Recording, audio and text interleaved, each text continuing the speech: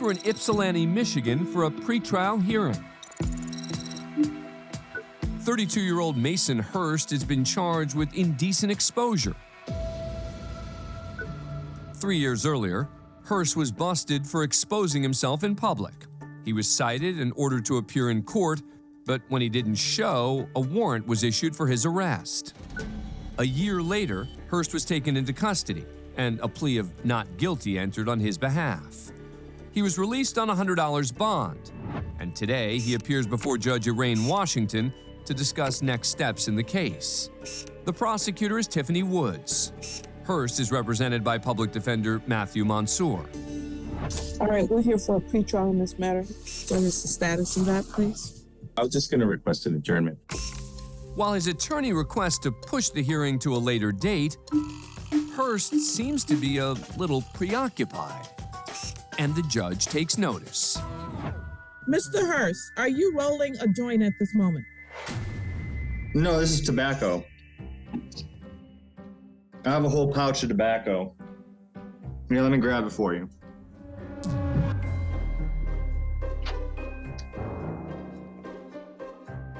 Here. I smoke tobacco. Appropriate time for you to do that. Oh, no, I was already in the midst of it. Sir, you are in court. Stop it. Ma'am, I was already in the midst of it, and I just turned my phone on, and I saw that was my time up. Okay, all right. Mr. Hurst is going to be held in contempt of court since he just decided he was not going to stop. No, I'm rolling a cigarette. I don't care what you're rolling, you're in court. I'll put it down. Mr. Mansour, your client continued to roll a joint or tobacco or whatever he was rolling, despite the court's order to stop doing so until he was completely done and decided that he would stop at that point. When he was done, he would put it down. So he is in contempt of court. He'll be here in person next time. Thank you, Your Honor. Yes, Your Honor. When will this in-person date be? I'm going to give you that in a second, sir. All right, thank you.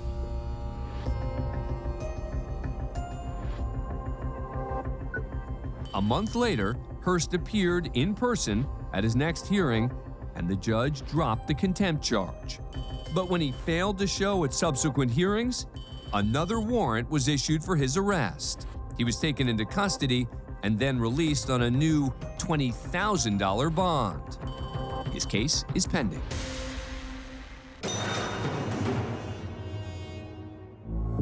Up next, we're in Gaylord, Michigan for a contempt hearing. 30-year-old Miguel Morales owes over $1,200 in child support to the mother of his 13-year-old son.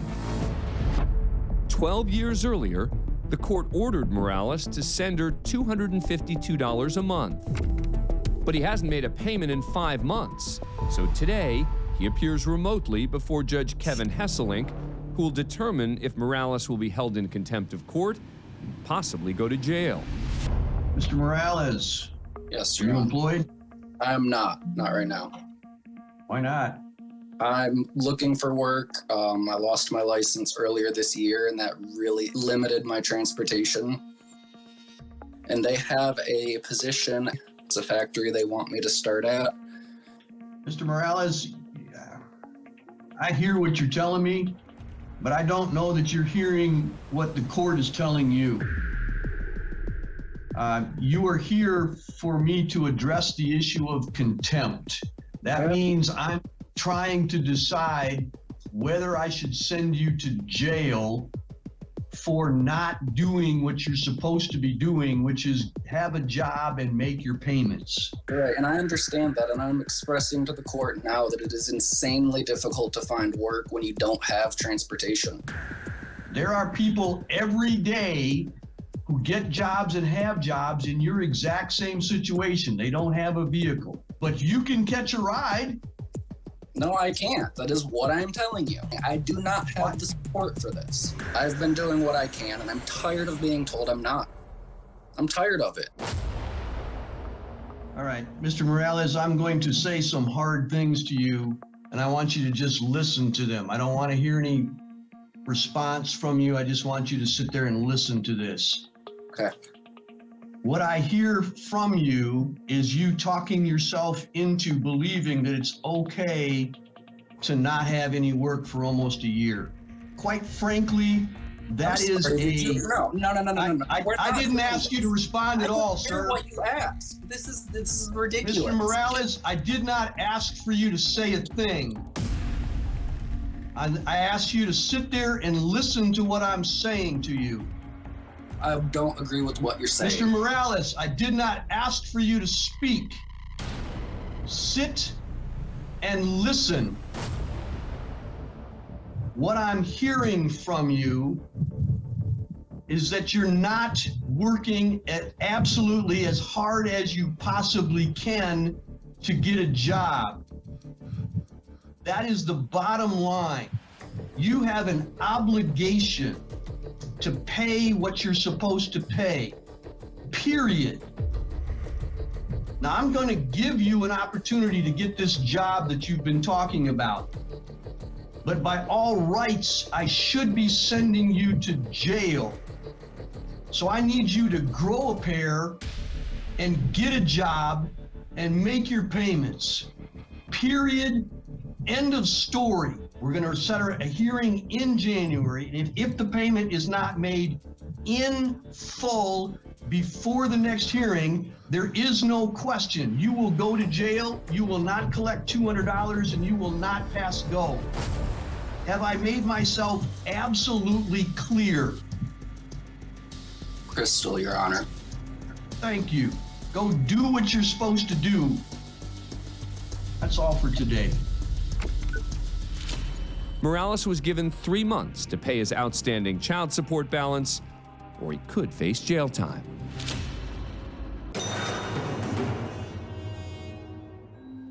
Next, we're in Ann Arbor, Michigan for a pretrial hearing.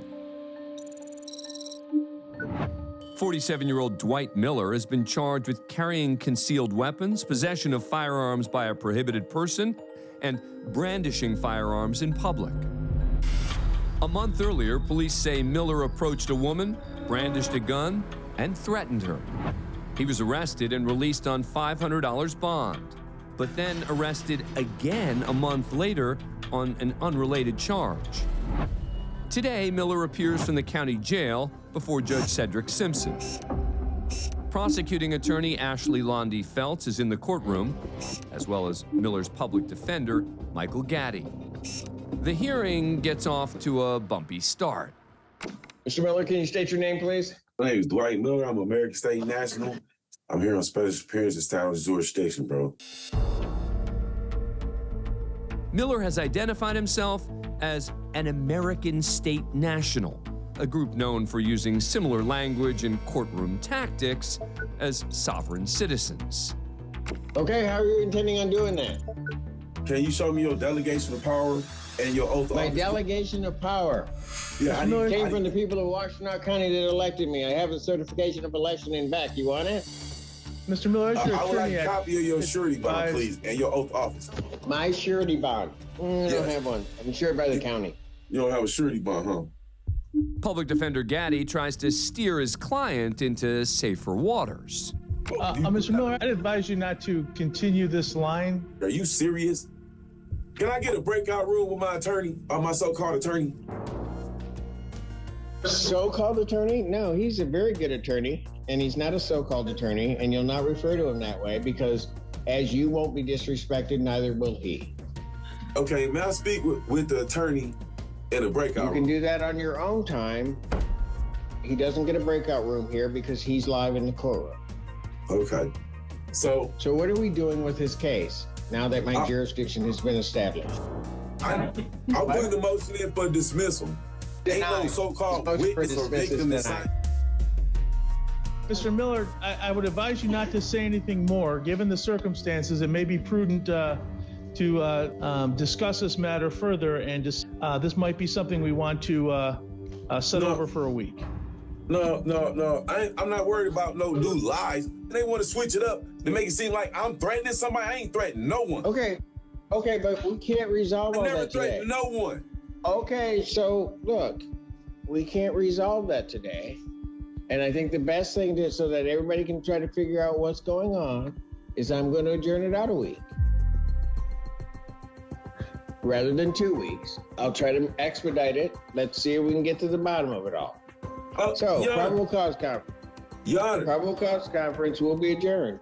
I'm not consenting to none of this. The lady, Yeah, cut him. I'm done. I'm so done. Miller posted bond, and the judge set his next hearing for the following week. Is he gone? Yes, sir. I feel a cold coming on. It was like a hairball. I don't know. But then Miller was disruptive in his next hearing as well. Probable cause conference will be adjourned I object. to I object. November I object. 20th. I object. I object. I don't get Objections consent. noted and denied. So Judge Simpson adjourned the case again and ordered Miller to appear in person. But when Miller did not comply with the judge's order and signed into the hearing virtually, a bench warrant was issued for his arrest. His case is pending. Hello, sir. Hello. How are you? Well, I don't know, because you look like you're going to yell at me. No, I'm not. My mother told me to calm down before I have a stroke. We head to Ann Arbor, Michigan for a landlord-tenant hearing. 69-year-old Artelia Reeves is being sued by her landlord for non-payment of rent. 3 weeks earlier, the plaintiff filed a complaint claiming Reeves, who lives with her 94-year-old mother, owes $1,096.64 in back rent. But Reeves claims she did make the payments, dropping off money orders at the company's rental office. Today, Reeves appears without an attorney before Judge Cedric Simpson to discuss next steps in the case. The plaintiff is represented by attorney Casey Matson. All right. How are we going to get this paid off? It's already paid, sir. They lost it. Okay. They lost my rent. Hold on.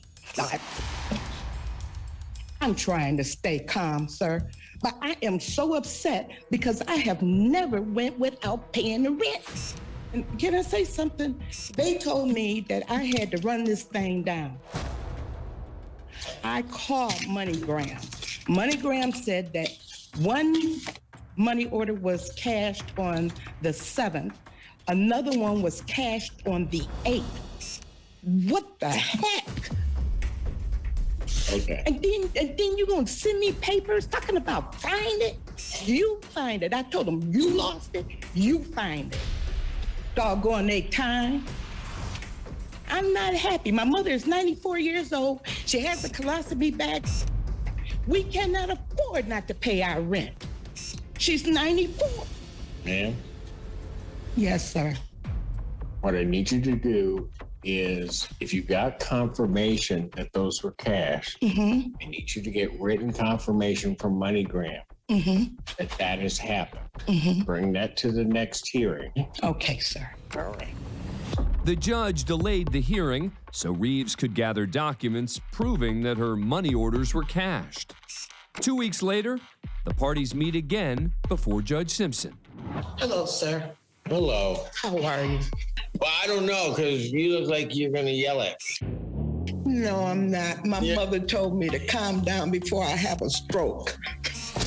And she said, calm down when you come before me, didn't she? I like your mother. But here it is. Would you give this to Judge Simpson, please? Okay, what am I looking at? You're looking at the receipts, the money orders that I bought for the rent for October. Someone took my money orders. And you see where it looked like they whited out? If you see on one of those money orders I do. that says, I don't know who she is. And on the other money order, it was made out to a roofing company. Okay. I've been putting my... Hold on. Okay. First thing I want you to do is I want you got to take your mother's advice. You need to calm down. Seriously. Okay, Judge Simpson. My mama told me to just behave myself in here today. And do you think you did that? Yeah. No. A week later, after proving her money orders had been cashed by someone other than the plaintiff, two parties reached a settlement where the plaintiff received a credit from the money order company and the rent was paid. The case is now closed. You know what, Joe Simpson? Yeah. I just rather look at you on TV. I don't want to be looking at you every week, every month. Oh my goodness. Why, I look better on TV? Yeah. Yes? Wow. Yeah. That kind of hurts, doesn't it? Watch your mouths. Don't start swearing in here. I'm as serious as a heart attack now. Stop it. We go to Trenton, Michigan for a hearing. 84-year-old Donald Pittaway has filed a complaint against his 53-year-old son, Ronald Pittaway, to have him evicted from his home. Donald and his older son, 56-year-old Donald Jr., who also lives in the house, claimed that Ronald has not been paying rent and that he has a second home in another part of town. And in an effort to keep Ronald out of the house, Ronald claims Donald and Donald have changed the locks. Today, the three Pittaways appear before Judge Michael McNally to try to reach a resolution. Who owns this home? You own this home? Yes. And you're Donald Pittaway Sr., right? Yes. Do you live there? That's my residence, yes. You're his son? Yes. Well, this isn't very fun. Exactly. Why aren't you just moving out of the house? Certain my property's there, and I have money invested in that house, and they're trying to take it. It's my brother. I got about $30,000. Who else will do that for their father, sir? Oh. Not this deadbeat who's got my dad broke. Hang on.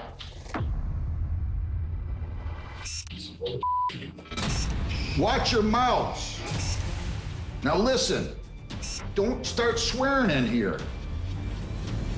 I'm as serious as a heart attack now. Stop it.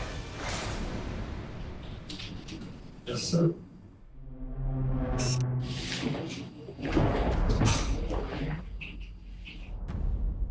Do you have a lease with him? A red lease, sir. I'm talking to your dad. You can't be his representative here. I cannot allow people to engage in the unauthorized practice of law, and that's what you're doing right now. You're not a lawyer, and you can't represent him. Period. What do you mean you put $30,000 into the house? I got the receipts. I put a whole back patio. You put in a back patio? All brick pavers, 2 fireplaces, a hot tub. I did it for my mother. Is your mother still alive? No, she passed away. Do you have anything in writing that says your father, Don Pittaway Sr. here, agreed to pay you? Yes or no? No. You have anything in writing from your mother saying she agreed to pay you? Anything I did. Yes or no? No. How are you gonna win this? How much you been paying in rent? $50 a week, just like he paid. And everything I put into the house, my dad said would be taken off my rent. Have you been paying your father $50 a week? Yeah, he just took like $500 on my bank account. No. They take more than. Wait. You have this terrible habit of interrupting me. Has he been paying you $50 a week? No.